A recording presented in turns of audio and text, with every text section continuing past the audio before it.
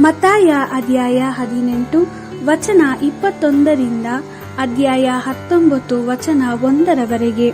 ಆಗ ಪೇತ್ರನು ಯೇಸುವಿನ ಬಳಿಗೆ ಬಂದು, ಪ್ರಭುವೇ, ನನ್ನ ಸಹೋದರನು ನನಗೆ ಯಾವುದಾದರೂ ತಪ್ಪು ಮಾಡುತ್ತಲೇ ಇದ್ದರೆ ನಾನು ಎಷ್ಟು ಸಲ ಅವನನ್ನು ಕ್ಷಮಿಸಬೇಕು?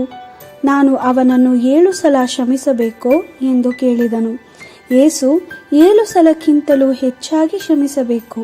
ಅವನು ನಿನಗೆ 77 ಸಲ ತಪ್ಪು ಮಾಡಿದರೂ ನೀನು ಅವನನ್ನು ಕ್ಷಮಿಸುತ್ತಲೇ ಇರಬೇಕೆಂದು ನಾನು ನಿನಗೆ ಹೇಳುತ್ತೇನೆ ಎಂದನು. ಪರಲೋಕ ರಾಜ್ಯವು ತನ್ನ ಸೇವಕರು ತನಗೆ ಕೊಡಬೇಕಿದ್ದ ಸಾಲದ ಹಣವನ್ನು ವಸೂಲಿ ಮಾಡಲು ತೀರ್ಮಾನಿಸಿದ್ದ ಒಬ್ಬ ರಾಜನಿಗೆ ಹೋಲಿಕೆಯಾಗಿದೆ.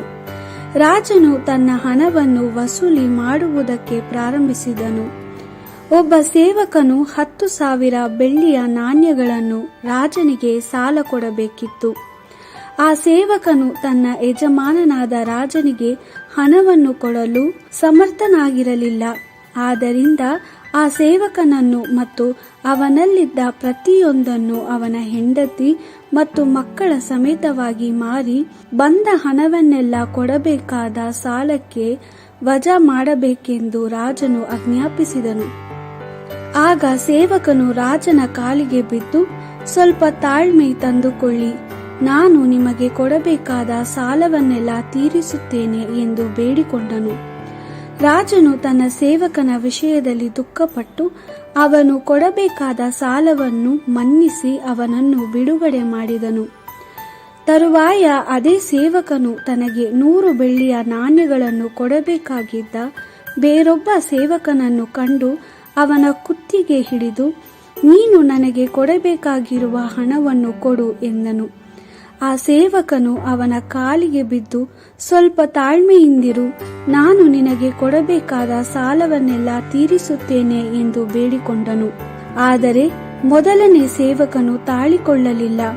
ತನಗೆ ಸಾಲ ಕೊಡಬೇಕಾಗಿದ್ದ ಸೇವಕನ ವಿಷಯದಲ್ಲಿ ನ್ಯಾಯಾಧಿಪತಿಗೆ ದೂರು ಕೊಟ್ಟು ಅವನನ್ನು ಸೆರೆಮನೆಗೆ ಹಾಕಿಸಿದನು.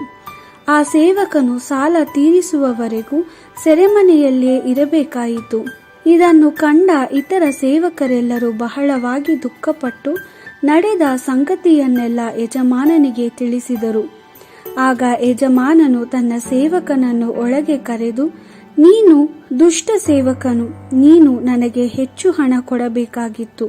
ಆದರೆ ನೀನು ನನ್ನನ್ನು ಬೇಡಿಕೊಂಡದರಿಂದ ನಿನ್ನ ಸಾಲವನ್ನೆಲ್ಲ ನಾನು ಮನ್ನಿಸಿಬಿಟ್ಟೆ.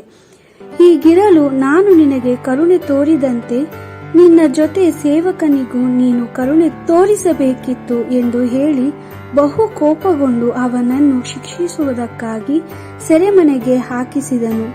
ಆ ಸೇವಕನು ತನ್ನ ಸಾಲವನ್ನೆಲ್ಲ ತೀರಿಸುವ ತನಕ ಸೆರೆಮನೆಯಲ್ಲಿ ಇರಬೇಕಾಯಿತು.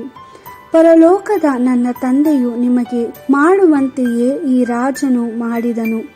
ನೀವು ನಿಮ್ಮ ಸಹೋದರನನ್ನಾಗಲಿ ಸಹೋದರಿಯನ್ನಾಗಲಿ ನಿಜವಾಗಿಯೂ ಕ್ಷಮಿಸಬೇಕು, ಇಲ್ಲದಿದ್ದರೆ ಪರಲೋಕದ ನನ್ನ ತಂದೆಯು ನಿಮ್ಮನ್ನು ಕ್ಷಮಿಸುವುದಿಲ್ಲ ಎಂದು ಹೇಳಿದನು. ಯೇಸು ಈ ಸಂಗತಿಗಳನ್ನು ಹೇಳಿದ ಬಳಿಕ ಗಲಿಲಾಯದಿಂದ ಹೊರಟು ಜೋರ್ಡಾನ್ ನದಿಯ ಮತ್ತೊಂದು ತೀರದಲ್ಲಿದ್ದ ಜುದೇಯ ಪ್ರಾಂತ್ಯಕ್ಕೆ ಬಂದನು. ದೇವರ ವಾಕ್ಯವಿದು. ದೇವರಿಗೆ ಕೃತಜ್ಞತೆ ಸಲ್ಲಲಿ.